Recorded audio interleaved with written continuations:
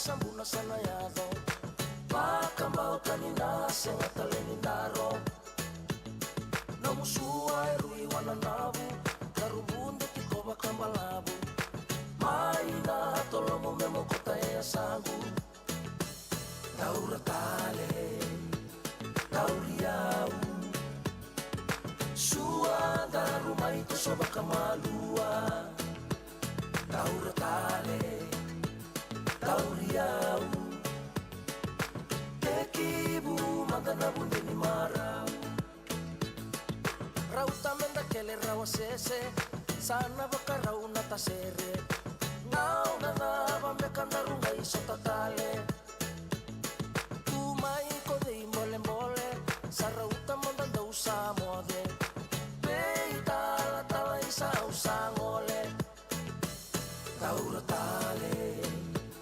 Tauriau Sua da rumah itu soba kamalua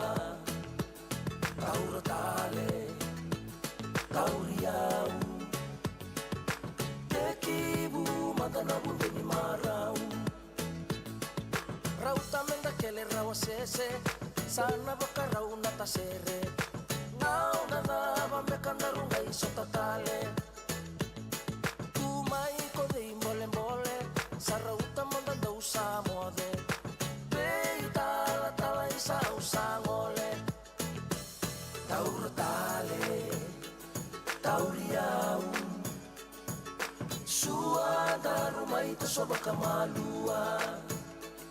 Taura tale Tauriau Tekibu magana bunde ni marau Taura tale Tauriau Sua da rumah itu soba kamalua Taura tale Tauriau Tekibu magana bunde ni marau Taura tale Tauriau Sua da rumah itu soba kamalua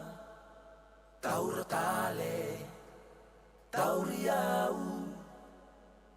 Tekibu magana bunde ni marau VTFM na Imboti. Ekoten vikemni Opunzis, proud sponsor of the Fijian Roar. Yako nando ya uani Mboti na mboga binani kwa nasalga kambura kingo na VTFM na buku ni kena ndo mai rongo ditunga na betal non la seso. Kada woru natal tunga ki vikemni na sema tsuma na wasini ngono binango vikemni talanga na ndo botako mengori en bimbi wana turanga na matakin valimbo selawa buke chiko ni minister en tambana ni communications ya wa mbulo tsika ni bikem ni sa ali kimbia bimba kana bunwa ni tiku kinangori ningai mbito toko mai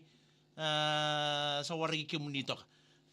wa mbulo tal tukani bikem ni tala na sema tsumai en ngono binango nandi tal no la sa ngo ndo tunango nandandu mai rongi tal no la sakina en wika en lago duro motu en itai bidindu en ngarabo tu en sikabene ni ku ngo ndo tunango na en dan uyanga kine nandandu mai rongi tal no la sa boleta na nanda barote ken tal chiko na buguni ngarabi tai bene sikani motaka bugunango na se kuchiken tsunga se hulap tiken tunga na woso sinimbula en lago duro mene sikandi ndai kana yanga mendana bena tune de kita london bula sanangon sa takutangan dali mo din dayan rabi ko na matakalilay nda ba kain da matadundu tunga ndang ulangan di buguli sakasako tunga binada ke mo bangara iso na bonwa etu kina maraw nandren talila lasa vitala noa ya non di talo nambo binani ko babaraw te kitu ndana timini anasinu nandona nguna ngora club tukina randu sot tukina na be tiku me bakata ke na bunar to tiku kina ngoro minista bibuke ngori alikimbia mai Newtown mai pole lebur na bi matatimi ngori sakoda seoni tiku talakene ndona matatimi ni bulotin lelin ya orto ngana ngone rachuk ngangori mai nasinu abukakina na timi ni makoi aradu sota chungore vale buka sa rongo bak isara chukor na endona wing ndau zarakuchi en chukumai en timi ni makoi sa rana maki sa chuko na boni be timingo membara tani chuko talanga mai na timini mativalu o Alex Songo Songo go endo talanga enda kila ni chuko bina katalanga ko nona kamu talanga go ko na vidhumuri wing chuko mai ni timini mativalu ro samani yada ba ndole tubu go mero sa sota na matati merua na matati mingo ni mako iki na matati mini mativalu go ro na timi ni rau sota nga bango rau katubu saranga na tuki sa vanga na ngito rondo paidora sa rau tu na timi ni makoi ke na kene rongo membara tati ko na wing chiko be makoi chiko be na kasaranga na dorobongo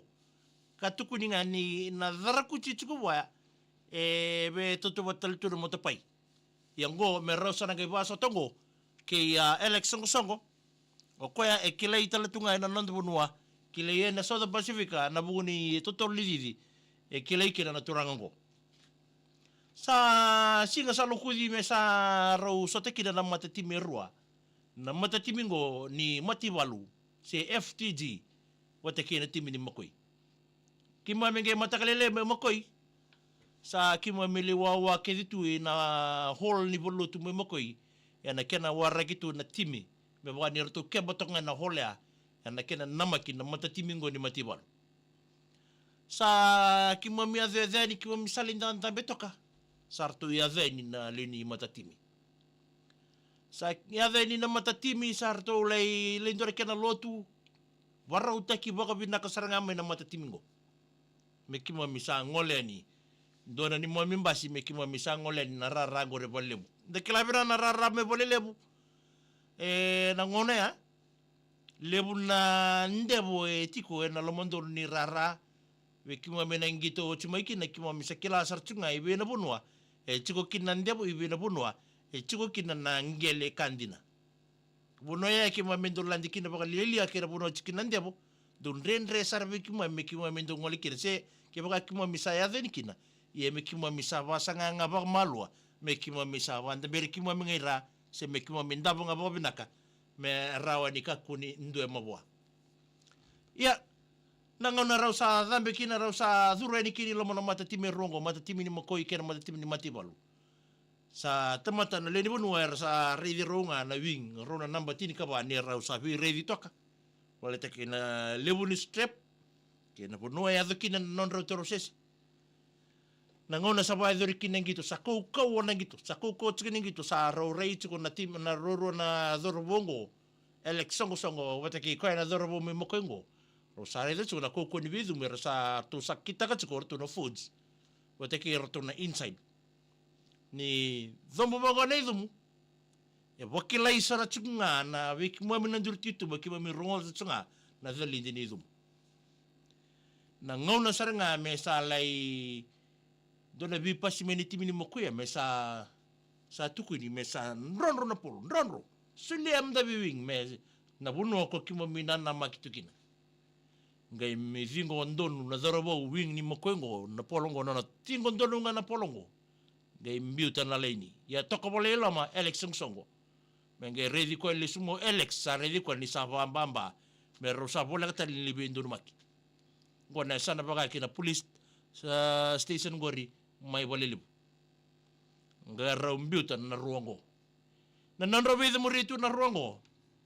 kemni natura na marama ni sia machuko mengo re warong to mengo re mimbi alikimbia mbadi warong to tumani talo makawango rongele tarbinga mai me emits VTFM na Imboti. Ekoten Vikemni Opunjis, proud sponsor of the Fijian Roar. Siya nita bakira na skoa na singa ya ni sa totoklay ni na vivi ni Alex Songo inda kuy ko na dorbo ni makwengo ngay ngule da bra dorbo ni makwengo ni mbamba tok balay na buna mesali adoben lenis ko ngalay tao nga mo kwa mo ye nakatumba mo ye mates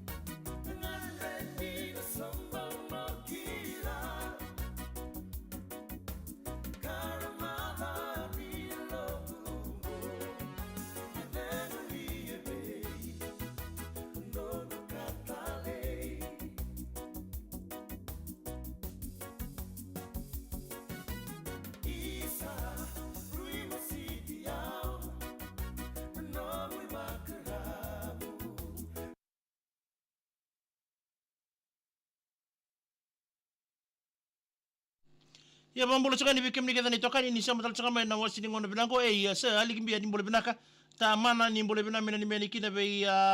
irnanda bo tsaka CWM teilebu na mosi wod ngori ndo sana ni michigeni ba mimbi na mbogi ni kuwa vere raka bo sani bole binaka ya anda bina matangali ni sabani ni bina tal tunga ni bikem do na mbogi ni kuwa tinaina ni bole binaka mena ni mengani kira ngori be junior ke samu ro tsik mai mon koso na mbogi binango tinai tumbuna matakimbau ni bole binaka ya anda binaka nani mital tunga ni kira ngori na bubale na yore ke tamboru asa kan ngula bikina na bubale ne chochi na uda mai tomuka ke irke sar na bubale mai na sau na kortumura mali mboro mbule binaka tau jerimboa mundou dombule bina dombule binaka amagene ni mingeni kina na rtona boys le sunga mai na rimpek exercise mai Hawaii do sa na ni mitige ni boga bimbi na mbongi bina ni kuwa saba lolo mambimbi tal tani be kemdo bilitati ngum buti ni bole binaka